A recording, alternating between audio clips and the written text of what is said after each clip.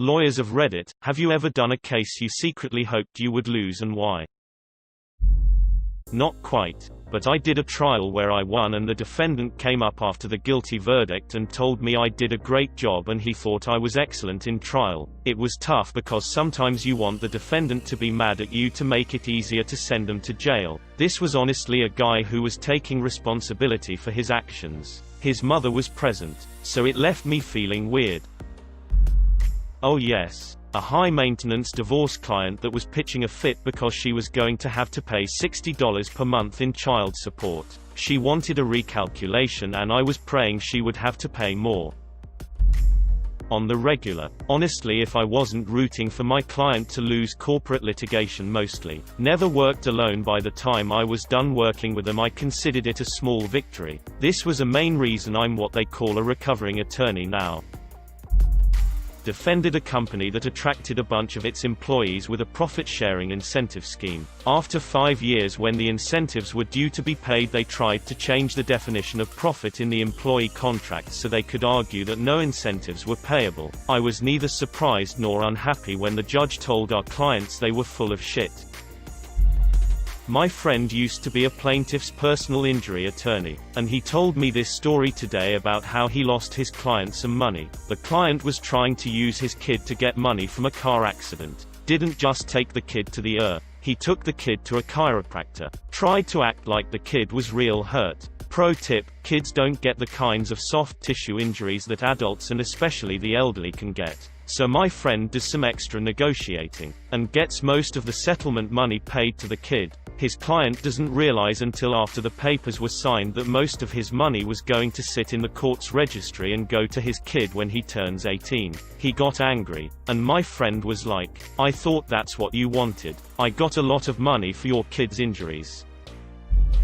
I worked at a civil firm and our biggest client for a while was a real estate investor who was the most unpleasant asshole I've ever met.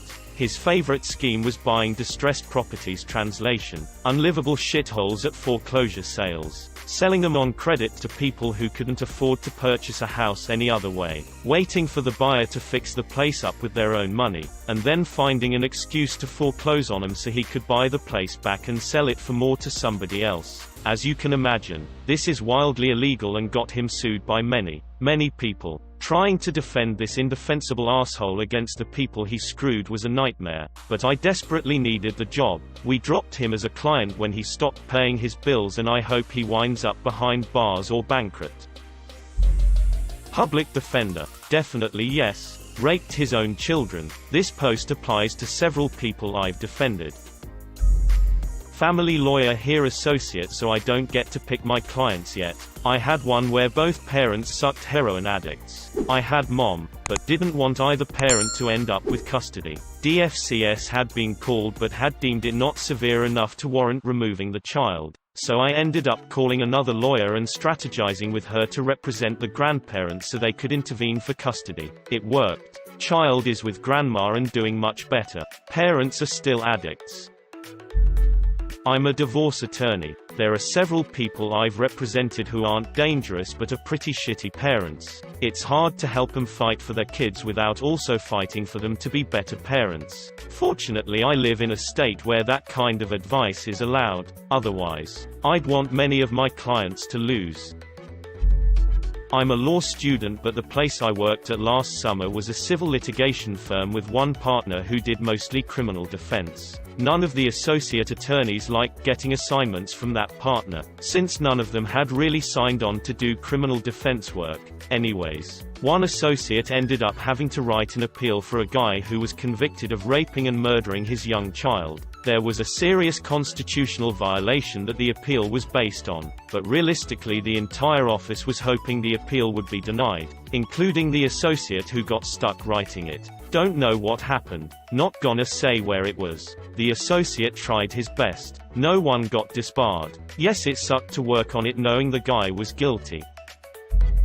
Social Security disability attorney here. I've had this feeling more than once. One representing a guy who was a registered sex offender. He was in his 50s when convicted. Victim was under 14. He was denied disability. He was always nice and courteous, but I just despised every second in his presence. 2 clients who lie to me or the judge, particularly about drug use. I've got your medical records. I can see all your blood tests and urine tests. I can see what you've admitted to your doctor. If you're not going to tell the truth to your own lawyer, how am I supposed to help you? P.S. 99% of the people I represent probably deserve disability. We are all one medical problem away from never working again, never enjoying life again. Be kind to one another and don't take your health for granted.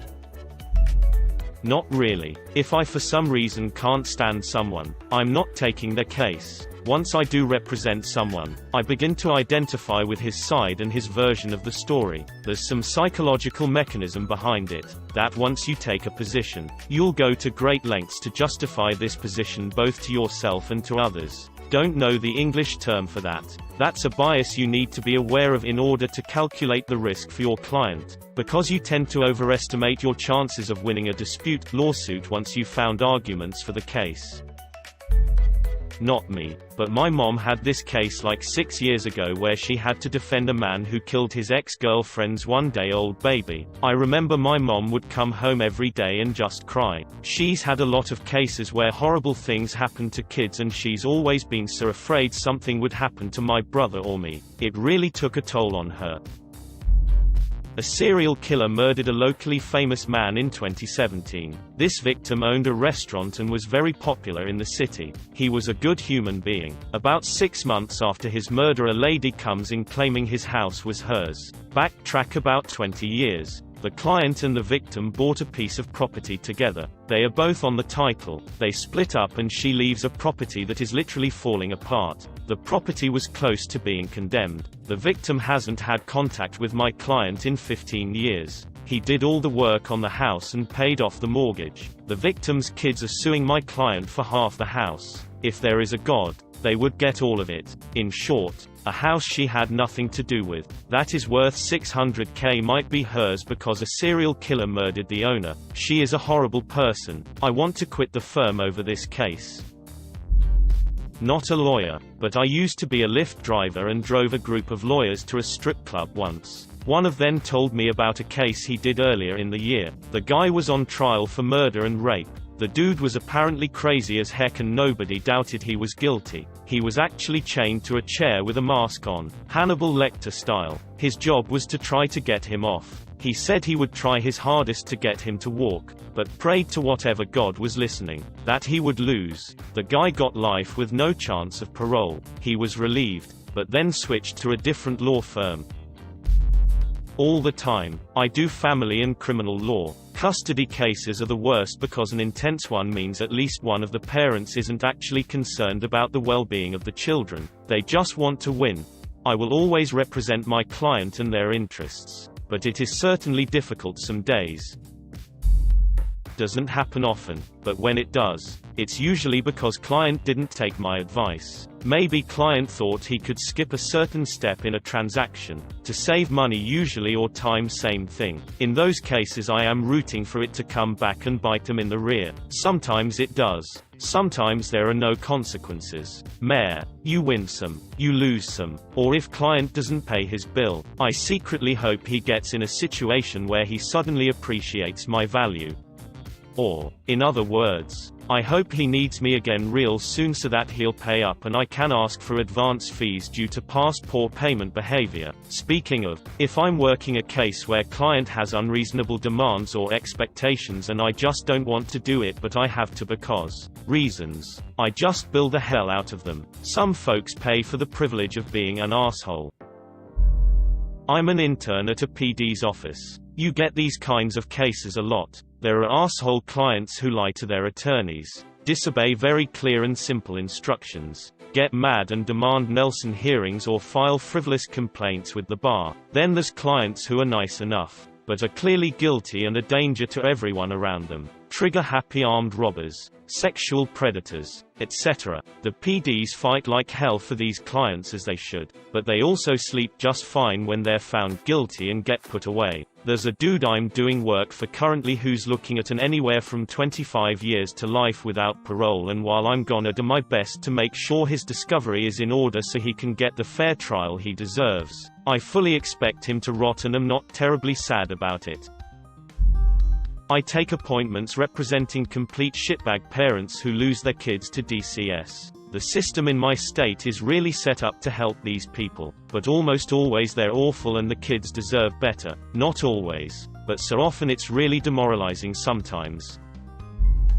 Immigration attorney, had a client sign up after having his visa cancelled as he was convicted for molesting his ex-partner's kid. I wasn't in a position in my firm to refuse clients because I'm a junior and senior attorneys would go nuts. We had multiple risk assessments since his offending, saying he was the lowest of low risk and testimony that he wasn't a pedophile. Got his visa back for him. Still don't know how I feel about it. I didn't want him to lose the case per se, I just wasn't expecting it to be successful.